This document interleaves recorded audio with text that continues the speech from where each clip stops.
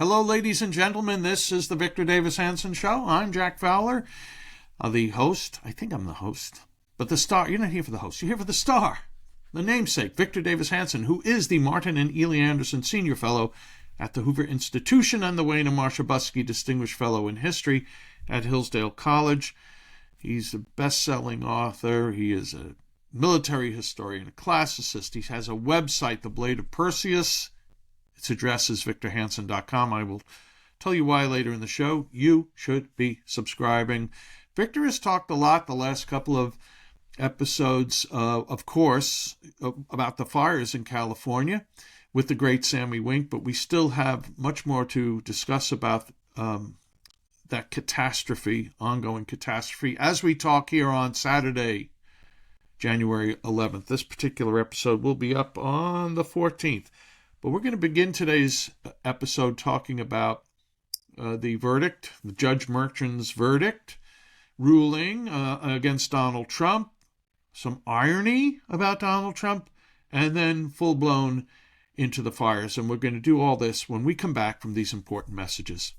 We are back with the Victor Davis Hanson Show. Victor, I'm going to read a little from today's New York Post. Again, this is January 11th, and this is Jonathan Turley and his assessment of Judge Merchan's, what the headline, one of the headlines is the Merchan Bragg hit job. And here's what Turley writes. On Friday, that was yesterday in real time as we're talking, the sentencing of President-elect Donald Trump saw one of the most impassioned defense arguments given at such a hearing in years from the judge himself. Acting Justice Juan Merchan admitted that the case was, quote-unquote, unique and remarkable, but insisted that, quote, once the courtroom doors were closed, the trial itself was no more special, unique, and extraordinary than the other 32 cases in the courthouse. If so, says Turley, that is a damning indictment of the entire New York court system. Almost done here. Merchan allowed a dead misdemeanor to be resuscitated by allowing Manhattan District Attorney Alvin Bragg to effectively prosecute declined federal offenses. Victor, this is a travesty, but I think it, like everything else that tries to hurt Donald Trump, it may help Donald Trump. But what are your thoughts, Victor? Everything so far has made Donald Trump stronger. As I said before, he's a Nietzschean figure that the more you try to destroy him unfairly, the stronger he gets. Everyone who's looked at this case, even people like John Fetterman and people on the left, Mr. Epstein, who was a Congressional Democratic Counsel, have said it's a joke. It was a federal offense if it wasn't an offense, and the feds thought it was not. So then he bootstrapped that onto a state offense. There's nothing wrong with having a non-disclosure form. And the whole case centered around the idea that he wanted to get Donald Trump, and he was in competition with Letitia James, Attorney General, and Fani Willis, the Georgia prosecutor, and Jack Smith, all of whom have disgraced themselves. And he thought that he could come up with this novel idea that even though the feds said that Donald Trump had not violated federal campaign laws, that the fact that he had had a non-disclosure form with Stormy Daniels and had not reported it as a campaign expenditure, then he was going to call that a felony, and then each time that he did not report it on a form would be another felony, and then he could say there were 34 or 33 felonies and make it psychodramatic, and that's what he did.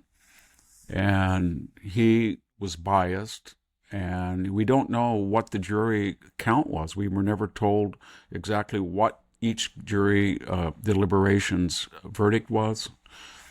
There were no instructions to that effect. He ruled almost 100% against every Trump motion. His daughter is making a fortune merchandising her father's name as an anti-Trump. As I said, she sells her skills as a campaign consultant, made several $1 million during the campaign cycle.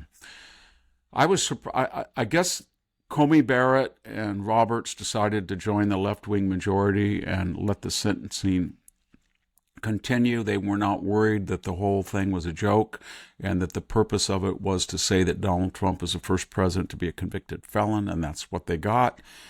Or maybe they think, well, we'll save our ammunition, and when the whole case comes up, not just the sentencing on appeal, then we will reverse it. But it's a joke. It's why people don't trust the judicial system. Anybody, any major corporation, any major controversial figure who's conservative in New York, you're going to butt heads with Alvin Bragg or Letitia James or a federal prosecutor in the DOJ, and you're going to be in trouble. And so you shouldn't do business there. You should get out. And that's what's going to happen. People are fleeing New York. So the problem with all these things is we're going to talk about in a minute with the LA fire. They seem sustainable until they're not. And so when you get this many people and that much capital leaving New York City and state, everything seems okay for a while, and then it doesn't. And the same thing with crime. You let in 1 million, 2 million, 3 million, 4 million illegals, and then when you get let in 5, the whole thing falls apart. These people have wrecked the country, and under the guise of DEI and woke. And I think people are going to hold them accountable. They have no choice. If they don't hold them accountable, there's no country left. Yeah. You can't have a country where a rogue prosecutor invents new crimes just for the purpose. At the same time, he's going after Daniel Penny for saving people. And there was a case on the subway to show Alvin Bragg in action, Jack. I'll just finish with this. A homeless man was attacked by, 4 people? He was Hispanic, they were Hispanic. He fought off them heroically. He stabbed and killed one.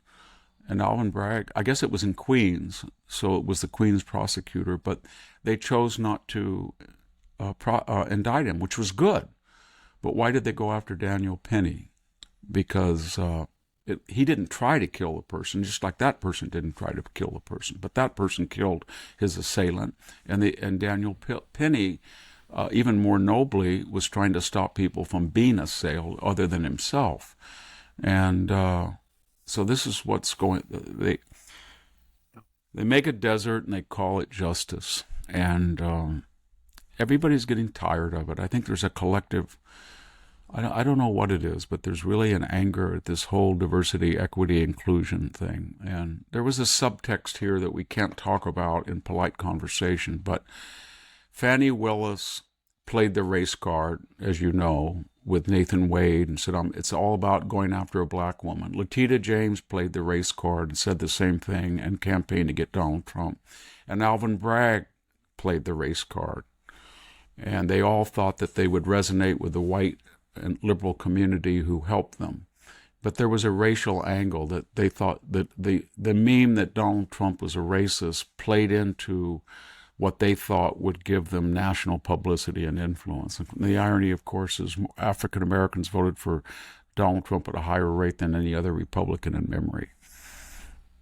Well, it all gets back to what Shelby Steele has been writing about for years, that race is really not about blacks in America. It's about whites in America. It is about whites. It's about a guilty, wealthy, white professional class that lives lives of comfort and affluence and tries to square the circle of their guilt, and they do so by blaming racism and homophobia, sexism on the white working class that has no privilege, while they use their undeniable privilege for their own elitism. And they feel bad about it, but they justify it by saying they're racist, not me. I can't be racist because I am calling everybody else a racist. And then they partner with the black elite and the Hispanic elite, who they're indifferent. Their race doesn't matter. They both have the same aspirations, the same values, and they have become as despised by the white working class as the Hispanic and black elite, the Joy Reids of the world, the California majority leader of the House who was on television trying to explain why he called a special session of the legislature to go after Donald Trump, but not to discuss the catastrophe in Los Angeles. Right. He has about as much relevance to a Hispanic contractor in Madera, Merced, as Gavin Newsom or Nancy Pelosi does a white truck driver in Des Moines. And so that's what Donald Trump proved. There's a class solidarity that trumps race and that's a good development. Yeah. Hey, Victor, I just want to take a moment now for our new sponsor, Delete Me. Delete Me is a subscription service that removes your personal info from hundreds of data brokers.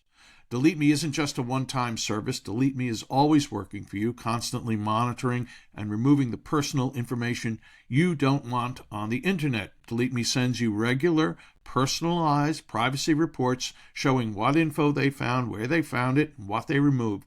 To put it simply, Delete Me does all the hard work of wiping your and your family's personal information from data broker websites. Take control of your data and keep your private life private by signing up for Delete Me. Now, at a special discount for our listeners, today, get 20% off your Delete Me plan by texting Victor, that's VICTOR, to 64000. Text Victor to 64000. That's Victor to 64000. Message and data rates may apply. See terms for details. And we thank the good people at Delete Me for sponsoring the Victor Davis Hanson Show. And Victor, I have to say, when I saw this copy come in, it reminded me of Please Release Me, Let Me Go, that famous thing.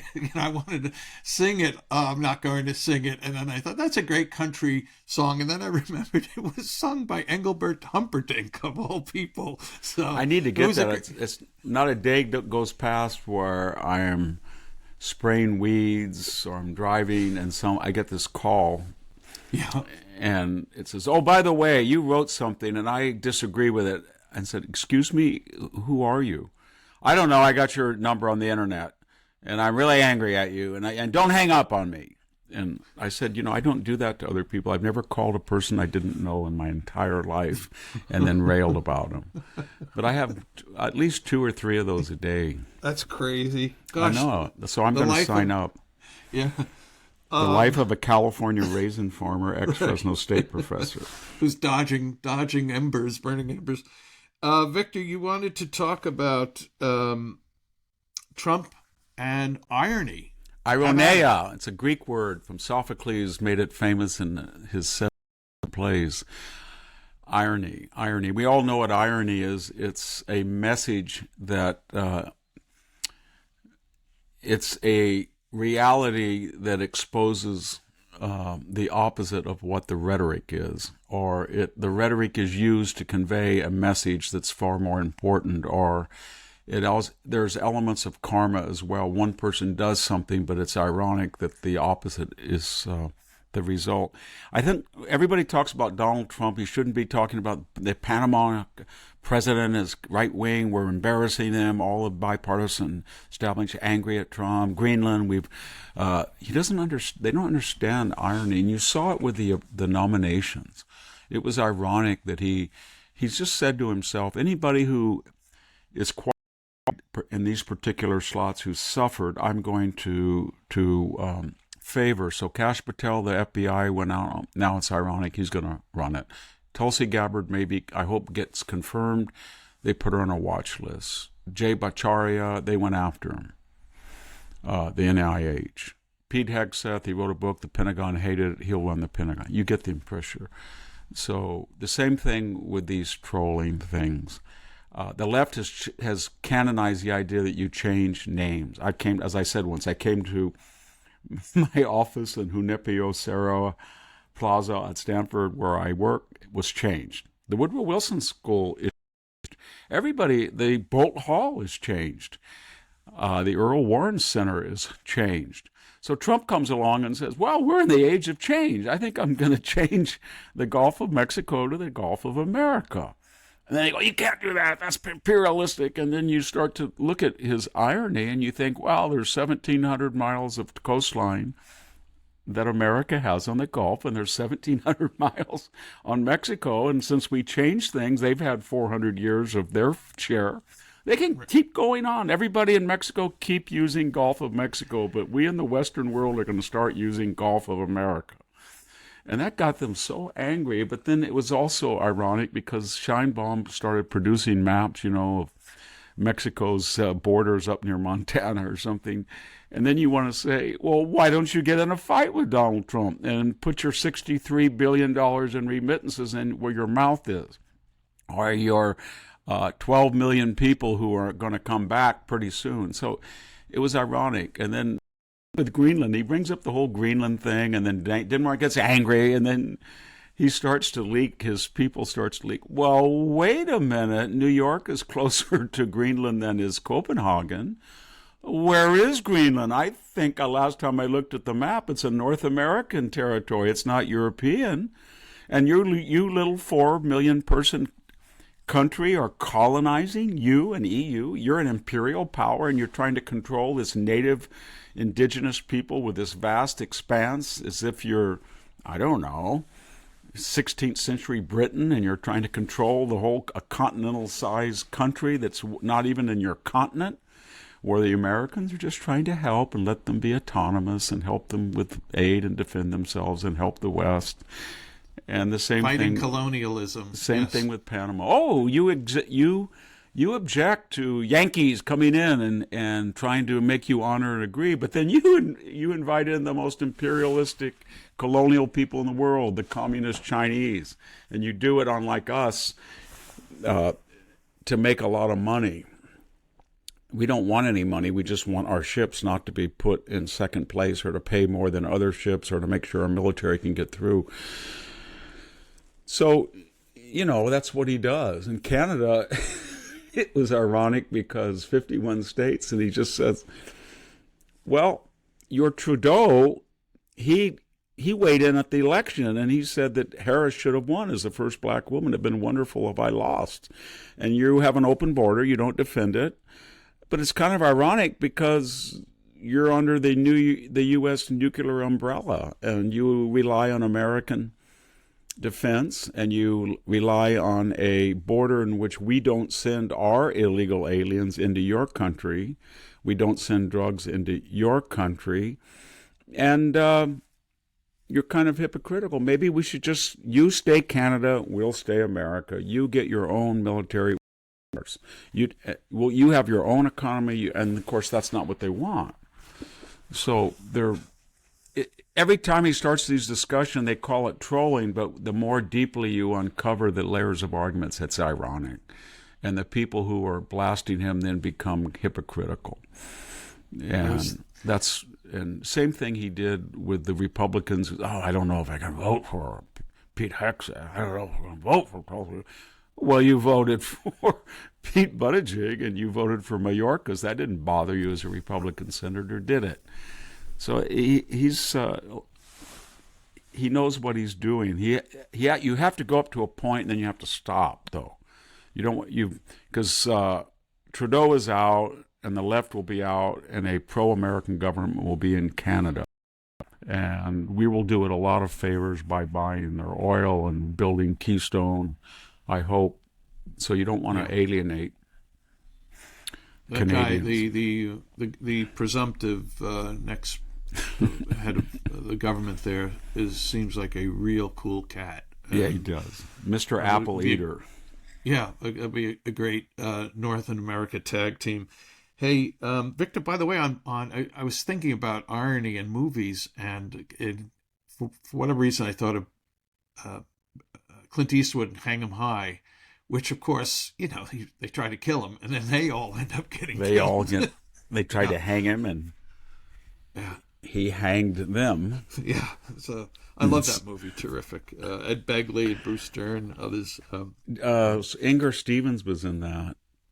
She was a nice Swede. Oh, yes, of course. She's a beautiful lady. Oh, my gosh. Yeah, she killed herself. Did she? Yeah, she did. Oh. I liked Inger Stevens. Yeah, well, no. Of course, I'm not going to brag, but Anne Margaret and Inger Stevens were both Swedes. Oh, well, I've seen Anne Margaret in, what's that, Carnal Knowledge? A little more of her than a 12-year-old boy was supposed to see at the time. Anyway, my friend, we are going to get into more of your views about the insanity of the fires and what caused them and the leadership in California. And we will do that when we come back from these important messages. We are back with the Victor Davis Hanson Show, which is a podcast that it comes to you all from justthenews.com. That's John Solomon's website. That's the mothership. But now this is also being recorded, video recorded, and you can find the Victor Davis Hanson Show on Rumble. And you can actually see the beleaguered faces of your interlocutors here. Victor, here's a headline. There's a lot in this, and this folks have heard and talked so much about the fires, but some news came out yesterday. Again, we're recording on the 11th of January. Leaked memo reveals L.A. Mayor Karen Bass demanded her fire department cut an extra $49 million just 1 week before the wildfires broke out. This is from the Daily Mail. Quick read here, the first 3 lines. Los Angeles Mayor Karen Bass demanded her fire department make an extra $49 million of budget cuts last week. A leaked memo revealed the cut is already on top of the $17.6 million of cuts in her latest budget. The extra cuts requested just days before the fires broke out and devastated swaths of Los Angeles would have shut down 16 fire stations and crippled the department's ability to respond to emergencies, sources said. She hired in her budget, her $50 billion budget, 451 new positions. And you go and look at them as I did, they're all, not all, but almost all of them are DEI. So remember, everybody, DEI is a sin of commission and omission. It impedes productivity. It's a commissariat that double guesses you and tries to audit you when you're doing nothing wrong. But then it eats away resources. And it destroys meritocracy. If I could just indulge everybody, I would like to just go down a check rule of this confederacy of dunces that destroyed Los Angeles. So you start with the mayor, and you pointed out, she was warned, remember, that the Santa Ana winds were high, the chaparral was dry, they'd had fires before, stay here in the command post. And she decided to go to Africa to showcase, I don't think she went there, Jack, to consult with the president of Ghana about fire protection strategies.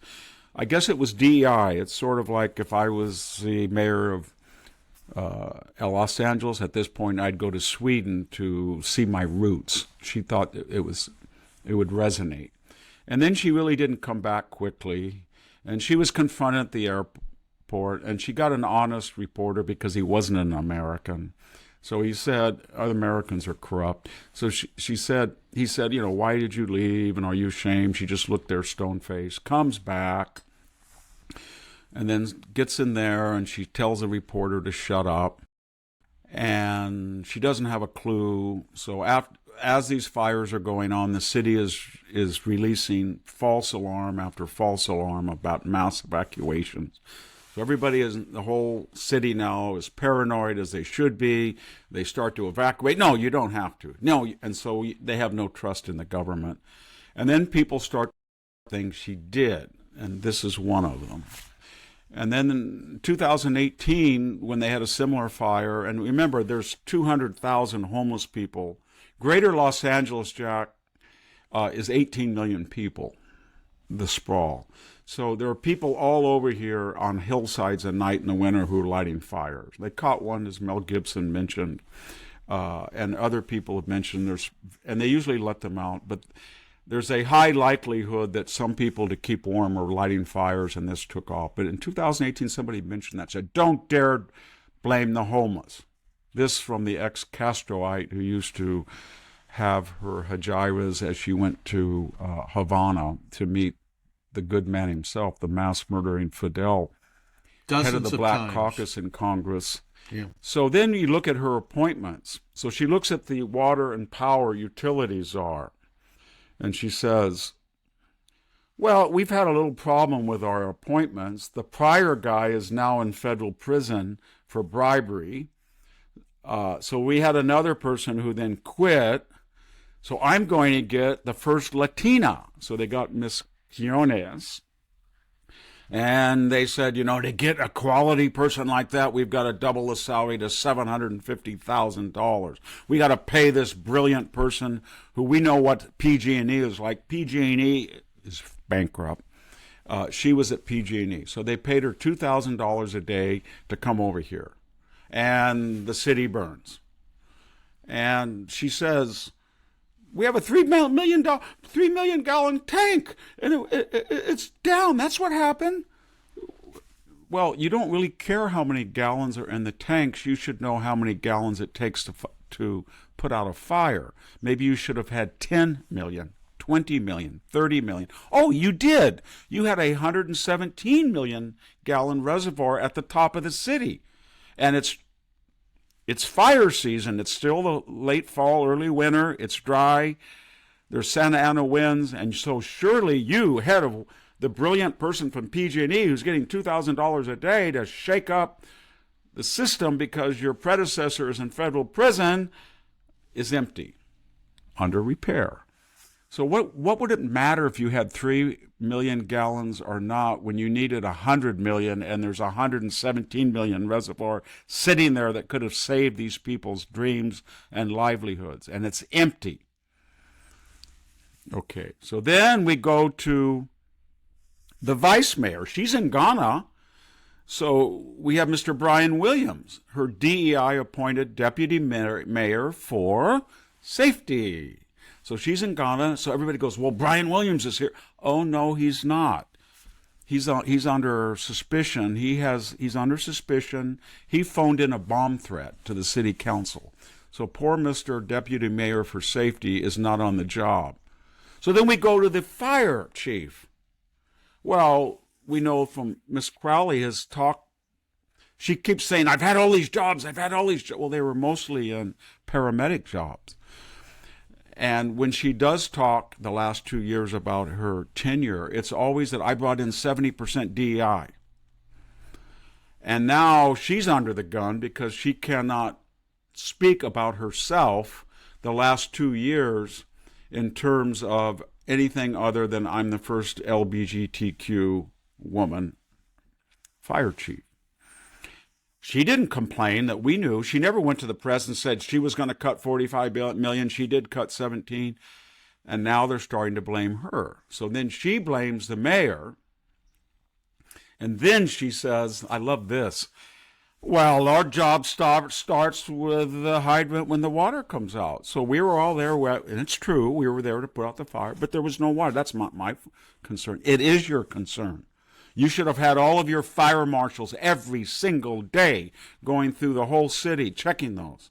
And then when that didn't come out, or the first hour, you should have had a backup plan. And you should have been on the phone every single day with Miss Quinones saying, is that reservoir full? Is that reservoir full? I got my people out there. The moment a spark starts, we're in danger. Miss Quinones, get that reservoir full, or I'm going to go public with it. No. But she did have an assistant DEI fire chief, a very husky person, but she was quoted. She had a nice little cute gay woman who had a little cute video, and she said... Christine Larson, by the way. Yes, Christine Larson. Well, people say, can you carry a man? Look at the misanthropy, the hating of misanthropy, I don't know what we would call it, Miss Andrea. And she says, if I have to carry a man out of a house, he's in the wrong place. If I go to I guess you'd say, okay, Miss Larson, so if you go to a swimming pool and a toddler is at the bottom of the pool and he can't breathe and you're not able to jump in and hold your breath and go down and swim with him on his back, then he's in the wrong place, isn't he? Is that your attitude? Anytime you can't do a task, you blame the victim. That person should be fired. Crowley should be fired. Quinones should be fired. Mr. Williams, if he's not fired, he's on leave, the deputy mayor he should be fired. Karen Bass, of course, should resign, and then we go up the ladder. Where was Kamala Harris? She's got a tenure. So Kamala Harris during the election, Jack, remember when she said, Ron DeSantis is not doing enough for the flood victims in Florida. I'm a natural disaster person. She flies into Florida. She gets in front of the camera. She's ready to do all this, and then she gets poor Joe. He still got his little bitter streak. Well, I get along with Ron DeSantis. He's doing a good job. So she shuts up, and then Ron DeSantis puts his boot on her mouth and says something like, don't try to glom onto my work. So I thought she had a record, and she's an L.A. resident. So I thought she would be in the cameras. I'm Kamala Harris, and as you know, I support full utilities and power. I'm a fracker now, and I believe in energy development, as I announced in my 100-year transformation metamorphosis, and she's not there. So then we go to Joe Biden, the president. Joe's there. Yeah, he's there, but he's there to put off thousands of acres off limits to the public. So you can't have power in Los Angeles. And they ask him about Joe. Hey, let me tell you about my grandkid's house was saved. My son, his kid, I guess his dog, my kid's house was saved. And today I'm a great-grandson. How do you think that? And then later he goes to another press conference. He goes, fire away. Fire away questions about people who've been torched. And is it true that he suggested that he was at Nixon's funeral rather than Carter?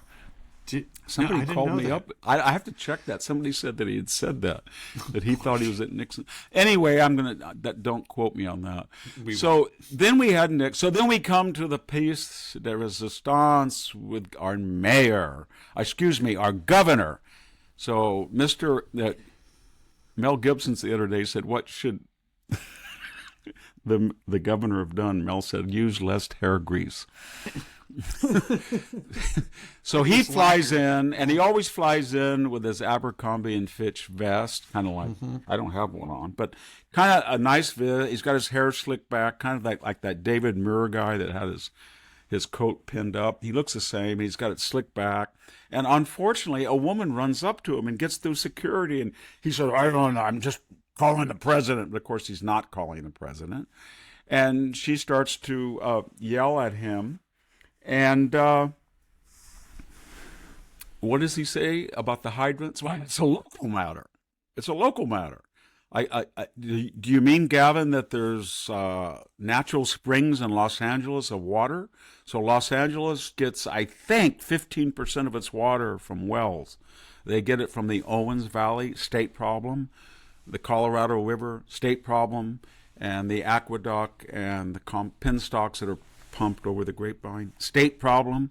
So we look at you, Gavin, and in 2014 we voted 7.5 billion for a 1.3 million acre new reservoir above Millerton Lake, not far from where I'm speaking, on the San Joaquin River. It's a tertiary reservoir. There's not a lot of problems. It's not in the High Sierra. It's right in the foothills.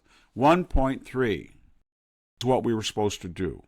Well, it's been 11 years, and I don't know where the 7.5 billion, I bet it was for other tasks, but we didn't build it. So then we go to the Sites Reservoir on the Sacramento River, another low, so that we could have more storage.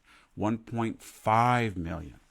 We didn't build it. But we have the Los Llanos Grandes, Victor. They're going to build the other one. At least it'll double the capacity of San Luis. Well, it's 1.7 million. They didn't build any of them.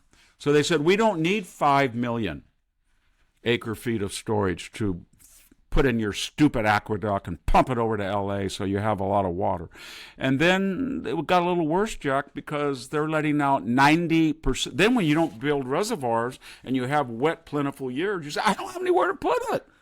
So, of course, it's pre-planned, so they let 90% of the water out, don't pump it into the aqueduct, into the estuaries, to save the delta smelt, the 3-inch, what they call the canary in the mine, which is endangered because they want to bootstrap on climate change and farming and Los Angeles taking water because it's not as fresh water and oxygenated. So we're going to take all the water, cancel the contracts, let it out to the ocean, save the canary in the mine. And then they don't tell you there's evasive striped bass that are devouring these things like chocolate candy. And there are 35 municipal districts around the bay. Now, these are left-wing, enlightened, utopian people who put sewage, treated, but sewage into the delta and bay. So there's a final piece to this. He didn't build the reservoirs. He let the water out, and then he started a grandstand. He came up with this crazy idea that he was going to be the indigenous persons president and the environmentalist green radical president. So he was going to go up the Klamath River and blow up 4 dams. And he was going to then say, we don't need 80,000 homes with clean energy. We don't need flood control. We don't need irrigation. We don't need recreation. The people have homes on the lake. Screw them. They're probably wealthy white insects anyway that prey on society. Screw them. We don't care. We're going to blow them up. And then he caused an environmental disaster of mud flows that killed flora, fauna, everything. But he did say that I restored to Native American people their native habitat. How does he even know that? Is anybody alive in 1860? I don't think so. And so that's his record. And then you look to the fire problem, Paradise Fire, Aspen Fire, Camp Fire, same old thing. They come in, he walks around, gets his Abercrombie and Fitch little thing, he gets his hair back, he walks around. Sometimes he carries a little shovel, shovels some ashes. Sometimes he has a little, pokes around. Usually, he's got some officials from the federal government. He wants to bail him out. And then he's running a $70 billion deficit, state deficit, given all the stuff he spent on, $500 million for illegal alien health care, all that stuff, DI. And they ask him every single time, don't you think you could bring back the timber companies? Don't you think the logging mills to glean the forest? Can't you let individuals go up and get their firewood from the fallen trees in the Sierra or the Cascades? Don't you think you can clean the chaparral on the foothills? Don't you think you can let the farmers and ranchers graze a little bit more to get the brush down? No. I just got off the phone with the Sierra Club, Friends of the Earth, the Wildlife Conservancy, and they said no. So that's what he did, and he created a tinderbox. Then he didn't allow enough water to fight it, and then he changed ancient protocols of all these awful people. You know what the subtext of all this is? Is these evil white people, these evil white males, like William Mulholland, remember him from Chinatown fame, the guy who dreamed up a way to have 18 million people in Los Angeles by brilliantly and ruthlessly bringing in Owens Valley, Colorado River, aqueduct, and created Los Angeles and created the most efficient, futuristic water distribution system in the world. So, but he was an old white guy, and so therefore we cannot have anybody ever like him again.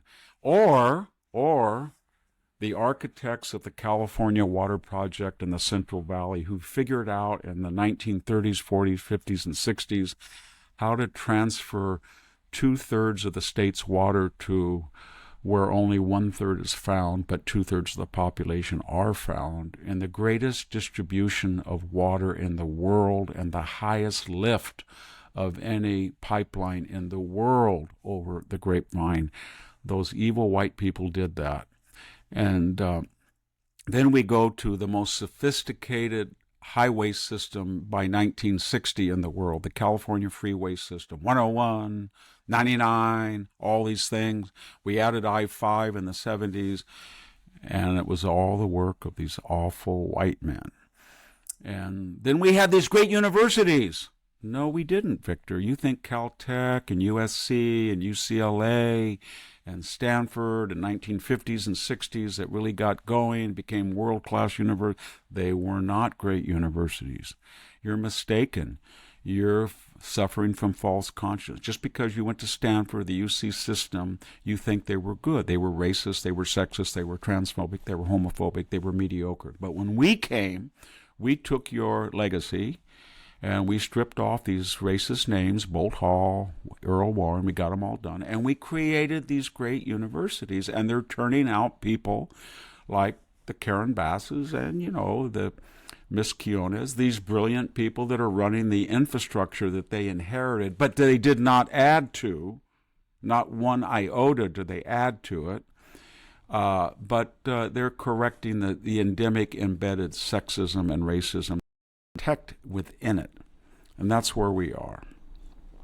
How's that? Well, there's still more, Victor, still more. Look, I want to ask you a little more. That was terrific, by the way. I'd like to raise, not a point, you don't have to comment on this. This is the East Coast prejudice or ignorance of water. For most of America, this is what? Water. We turn you have on too the much tap, of it. It comes out. And that the real problems that California has been facing for years has just been met by indifference, by let's just call it the media, which is very East Coasty.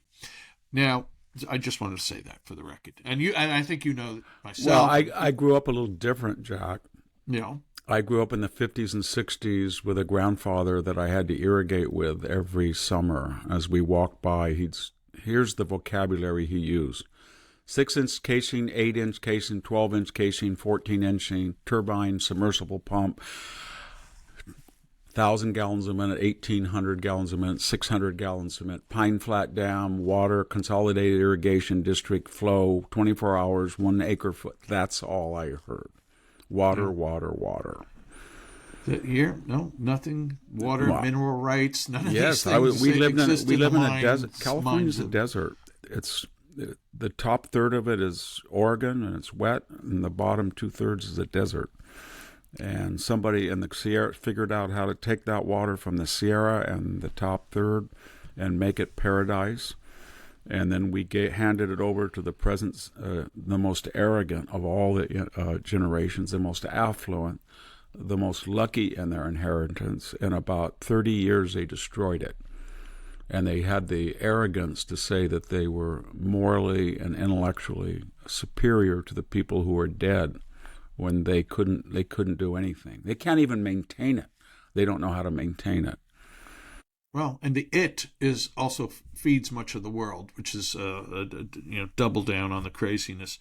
Victor, I wanted to get a little more from you on Karen Bass. I do want to let our listeners know about your website, The Blade of Perseus, victorhanson.com.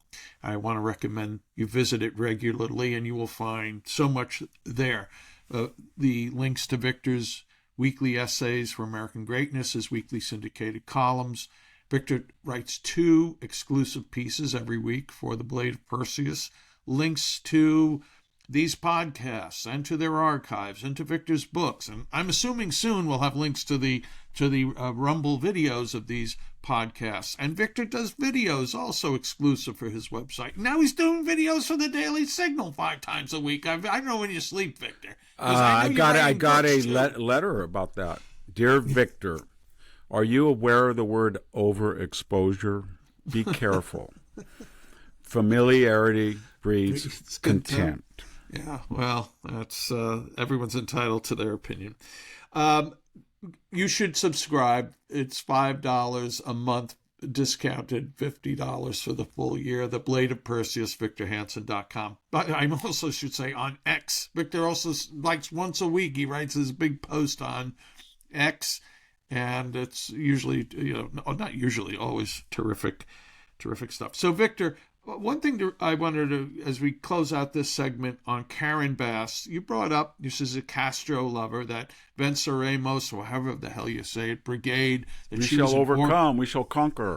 Yeah, and she was she was an organizer, a great activist, state representative. Then she was the speaker of the assembly, of the most Democrat state in the nation. She was the leader of the House. And then she got to Congress, and she was the chairman of the Congressional Black Caucus. She's the mayor now. I know Los Angeles is second largest population, third largest population city in America. Victor, I think as we look at this whole calamity, she is the Democrat Party. Oh, yeah, of course she is. She was crushed when Castro, remember she said, El Comandante, El Jefe, Muerte. She was so angry when he died. The loss to humanity that this mass killer, Castro, drove out a million of its most talented citizens, of which were a beneficiary. And a huge racist. I mean, yeah, of course the Cuban she was. leaders, the Cuban communists are mega racists. Well, the Cuban Communist Party was run by the people in Cuba. Remember, Cuba was a little different than the other Caribbean islands. There was a native Cuban indigenous population which they basically exterminated, but it was very, very small, and there were very when the Spanish came around 1500, there wasn't a lot of indigenous people. So the Cubans, until African slaves were brought in the later 16th century to do the sugar plantation work, there weren't a lot of blacks there. And that elite prided themselves, as you see from Mr. Mayorkas or Mr. Gascon in Los Angeles, that elite prided themselves that they were basically European. And it was very racist. So the Communist Party in Cuba and the elite were racist. They didn't intermingle. One of the great racists of all time was Che Guevara. Amen. He used the N-word all the time. Yeah. So, yeah. Absolutely, they were killers and they were racist. And she idolized them. And that when I saw that deer in the headlights mute silence, when that reporter dressed her down, and I don't think she's going to survive, because one thing about the Hollywood left-wing, wealthy Hollywood actors, financiers, all the people in Los Angeles with the big money. And I had just driven through Pacific Palisades in December to speak. It was a shortcut over to I-5. And it's one of the most beautiful, affluent,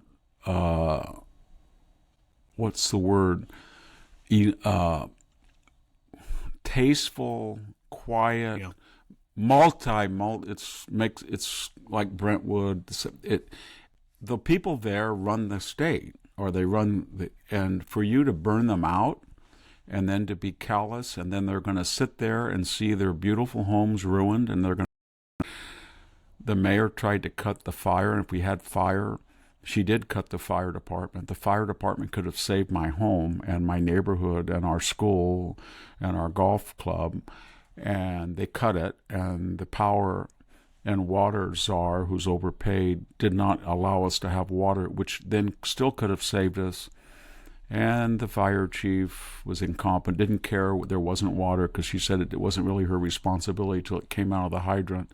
And then the governor, and it's going to, at least for a while, and then you got to follow it through, Jack. So then, let's say we're talking 6 months ago. So then they're going to have to come in and get bulldozers and clean those lots up. That's all toxic. The plastic PVC pipe, the Romex wire, etc., the insulation, some of the wallboard. So they're going to have to put it in trucks, and they're going to have to truck it out to a landfill. And they're going to have to get a permit. And that's going to take them about a year. And then they're going to give an architectural, and they're going to be in competition with 10,000 people to get their plans. And so they're all going to rush the planning department, which takes another year. And then they're going to start building, and they're going to have too few contractors and building inspectors. So they're going to be backlogged. And they're going to get a belly full of the California Coast. If you're in Malibu, it's going to be under the California Coastal Commission. And those are all appointees, and they're all left-wing. And they're mostly failed politicians and friends of failed politicians. very well paid, as all California commissions, and they have absolute power. None of them are going to be elected. And they're going to be over-regulated and over-lectured and over-sermonized to death as they try to reconstruct these homes. These homes took a half century, piece by piece, to build. But they represent the collective frustrations of thousands of people who had to deal with these agencies. And now they're all going to have to do it at once. And it's going to be a disaster. And you think that Gavin Newsom, if he was a good mayor, would say, listen, I've got a plan. I got to go to Washington, and I've got to get $300 billion to bulk up this stupid socialist fair plan, which I have a policy with, which is completely insolvent. It will be. It only has $750 million in reserves. This thing is $200 billion. And I'm going to get the money to pay these claims out. I'm going to waive some of the building code restrictions. I'm going to give them money to hire another 1,000 building inspectors, another 1,000 code inspectors. I'm going to get a special landfill just to handle the debris taken out. That's what you think they do. They won't do that. Yeah. Well, Victor, when we come back from these final messages, I think we should follow up a little bit on that, because you raise questions of culpability broader than the knuckleheads who are the paid administrators, and sympathy. Should we have sympathy? And then I have one final, I think, major question for you about are all calamities equal in the eyes of ideologues? And we'll get to all that when we come back from these final messages. We are back with the what's the name of the show? The Victor Davis Hanson Show. I'm sorry, Victor. I was up late last night. I saw Tyrus last night. I was in New Haven. Oh, you did? He was great. Yeah. Did you talk to him? No. I was, just a member of the audience. And was it a good audience? Was there a lot of people there? It was packed. Yeah. Oh, good. I'm very happy to see his career thrive because, what I like about his career is not just he's on Gutfeld, he's funny, but he goes on regular news shows and he does sophisticated political analysis. Yeah. And it's good. It's really good. He's incisive. Yep. He's smart. He's well-spoken. And he brings a whole wealth. He's got natural intelligence, but he's also done a lot of different things. And so he's... Yeah. I tell people, they say, who should we get as our speaker for this dinner or that? I'm like, and then in the Northeast, I said, get Tyrus. He will put butts in the seats, and he is so damn smart. I love the guy. I do too. I like him. Anyway, long may Tyrus run. Yeah. Anyway, I'm making excuse for being tired. So let me close out that issue of sympathy, culpability. Of course, watching these horrific scenes, Victor, you can't help but feel bad, oh my gosh, this is devastation, this is terrible, I feel for the folks that live there. I don't care what their party affiliation is. But then you think, well, you voted for these clowns that let this happen. They just had a chance. They had Caruso. I'm not a big fan of his. He's kind of a Republican. Then he goes Democrat, depending where he thinks 51%. He's a big philanthropist. He endowed, I think, the law school at Pepperdine. Very well known in Los Angeles. His daughter lost a house. But had they elected him, I don't think this would have happened. I really don't. I think that reservoir would not have been empty. I think he would have been on the phone the moment he heard a spark. I think he wouldn't have had any reluctance to say, if we've got all these people camped out all over the hills, you see anybody lighting a Christmas tree with a propane torch or decked out in the mountains, and these are reports that have happened, you not only arrest them, you tell the media. We're going to tell people, stay on the lookout for anybody who's lighting. And it was just the opposite. How dare you even suggest the poor homeless did this?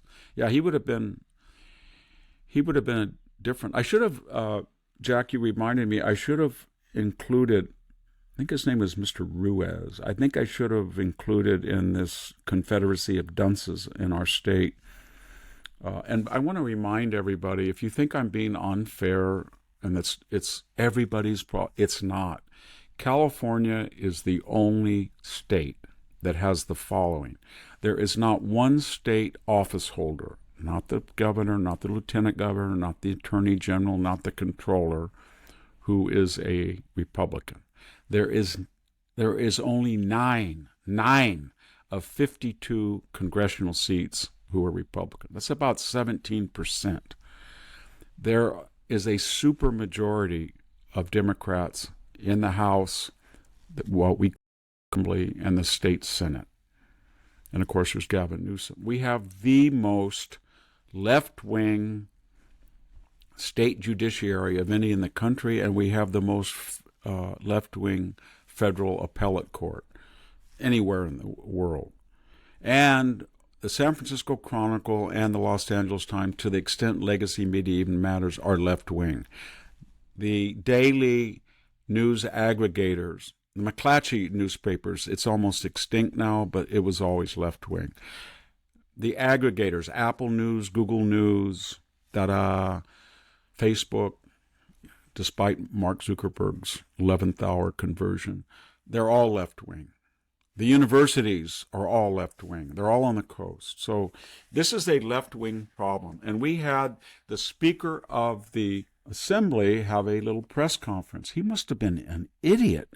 He has called, Jack, a special session of the legislature. Now, some of you are going to say, well, Victor, he called it so they can get emergency financial relief, they can get emergency water and fire, No, he didn't. He called the special session to do what? To fund strategies to stop Donald Trump, his president. He thinks he's in 1832 South Carolina, and he's a Confederate state, and he's trying to stop the federal government from intervening. That's what he thinks he's doing. Or he thinks he's Alvin Bragg, that he can take a state law and trump a federal law or a federal attorney. And that's what he's trying to do. He's trying to stop Donald Trump. And think of the logic, Jack. So you're in California, you have 200 billion plus of damages. You've got 250,000 people without a house. You're running a 70, I don't care what it is. It once was $77 billion deficit. You have the highest taxes, income, among the highest sales, highest gas taxes. And you need what? You need federal help immediately. And you have a senile, demented friend who's going to go out of office in 10 days. And then you have Donald Trump. And Donald Trump can help, and he will help. But what do you do with your only source of salvation? You call a special session of the legislature, you and Gavin Newsom, to try to thwart him. So the message is to Donald Trump, Mr. Trump, due to our malpractice and our left-wing monopoly of all the political levers and gears in this state, we have ruined it. Probably intentionally, our combination in a unique fashion of woke and green has spelled disaster. So we need to be bailed out. So we want you to give us billions of dollars in federal assistance. But before you do, we're going to try to stop you from interfering in our state business. And we're going to try to block everything you do: immigration, logging, oil development, water allotments. But we're not going to block you if you're going to give us $200, $300 billion. We'll take it. But we don't really want you to give it to us, but we'll take it. That's their attitude. It's a bad attitude to have. It's an insane attitude to have. Even the reporters who are all left-wing couldn't believe it when they questioned him. It was one of the worst. It was worse than Karen Bass, his performance. He said, I'm here. Why are you calling a special session to strategize thwarting Donald Trump when there's this natural disaster of historic proportions and you're going to need federal help? Shouldn't you? We're going to discuss water and the fire. That's why. That's what he did. It was just embarrassing. He couldn't finish a sentence. what's a counterpoint to this, Victor? To me, the outrage. Democrats and leftists are capable of outrage and prolonged outrage, and that's what we still see with January 6th. I'm sure there are still poor souls getting sentenced and held in terrible, prison conditions, but this is a passion for them. That elicits tremendous outrage from the left, but the withdrawal from Afghanistan does not. Complicit by Joe Biden, orchestrated by Joe Biden, and this monstrous series of fires over the years in California destroying the state. No outrage from the left, but these are actual catastrophes. Just think of what happened to Donald Trump. I mean, everybody said there's no connection, there's no connection. But just think again, I want to quote that line from Julius Caesar, Shakespeare Caesar. He doth stride above us like Colossus, and we like little nothings seek our quiet grave.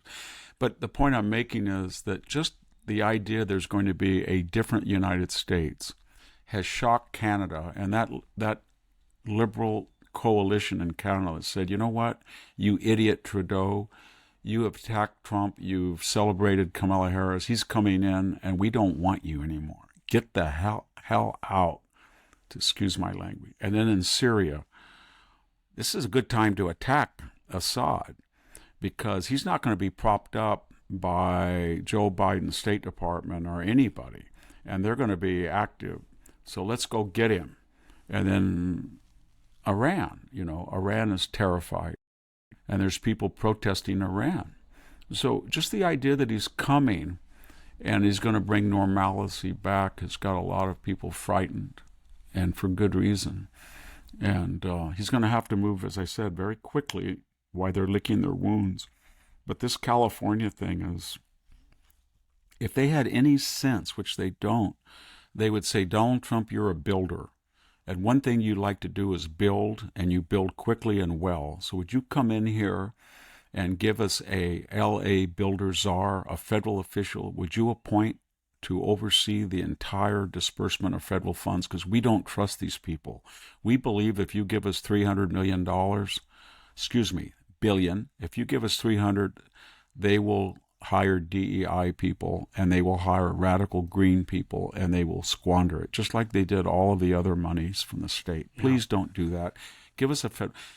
I don't know how long the movie stars, when you lost, I had a house that was almost burned 3 years ago, and I watched the map every day, and in 2 days it looked like it was completely burned. The map of burning area had gone over the house, and I didn't realize that the fire had made a 360 around it because the firemen had put them out.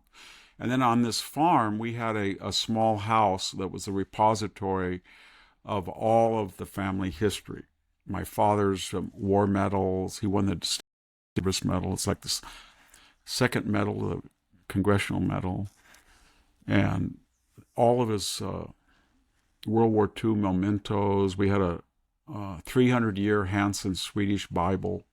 They were all stored where my father had an apartment, a nice little farmhouse, and my brother sold it, and the next door house, part of our own, was rented to a gangbanger's family.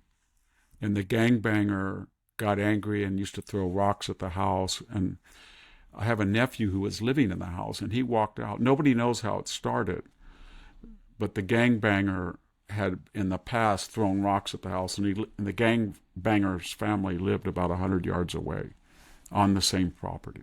But now the boundary line separated, and it went up. It just burned up. It just spontaneously combusted, and it burned everything. I mean, everything. And that idea that everything that you grew up with, pictures of your parents, all your family, they're just gone. And they were gone in a moment. And I was just thinking about that the other day, and the anxiety I had about this house I built in the Sierras. Those poor people, they ran out. They don't even have clothes. They probably don't even have some of their wallet. They don't have their medicine. They don't have anything. And they're homeless. There's 200,000 of them, 250. It's terrible. And how you could not get angry when it was it was really every aspect, from the water to the strategies about preventive strategies, to what to do after the fire started, to the homeless problem, everything. Insurance, it was all preventable. And how the you insurance could not companies get knew angry, it. You right? you'd have to get angry at that. You'd have to get angry at that. Well, you'd have to get angry at that. The elites are still saving their anger in part. Even one of the Kardashians saw a homeless person lighting. Did you see that with a torch? She was lighting things, and she yelled and screamed, and then there was a citizen's arrest of him. I bet he's out by now. I bet they released him the moment the police came. But well, I don't know Victor, where it all went. I'm sure there will be more things to shock us that come out in the forthcoming weeks. We've come to about the end of this particular podcast. I don't want to be so glib following up the seriousness, but I have to say, we were talking before about Gavin Newsom, that he reminds me of some cartoon character, and it just came to me while you were talking. There's this, I love the cartoon, Zippy the Pinhead, and he has a character in there, a Griffey, and it is Gavin Newsom. So if folks check that. Check that out. What else? We have people who rate this show, and I have a comment here from Apple. Over 7,000 folks have taken the time to 0 to 5 stars. Practically everyone gives Victor a 5. The 4.9 plus is the rating. So we thank the folks that do that. And I have to read this comment. Victor, last week I listened to a commentary about you being too hard on Detroit, especially downtown. I've delivered wheat flour to Milano Bakery in the downtown region of Detroit. Talking to the owner, an East Europe sounding gentleman, we talked a bit.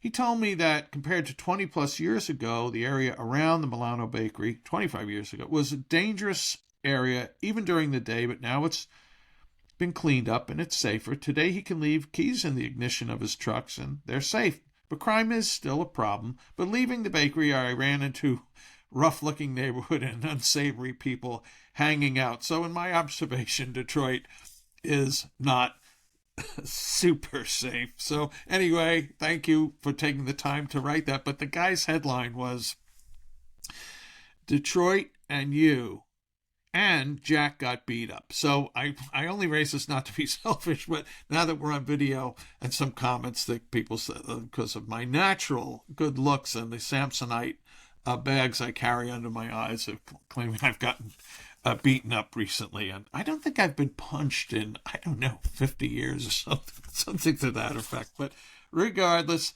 anyway, thanks for that. Also about me, I write Civil Thoughts, the free weekly email newsletter at the Center for Civil Society, where we are trying to strengthen civil society, and it comes out every Friday. Go to civilthoughts.com, sign up. What you'll get are 14 recommended readings of great articles I've come across in the previous week. So, Victor, you've been terrific.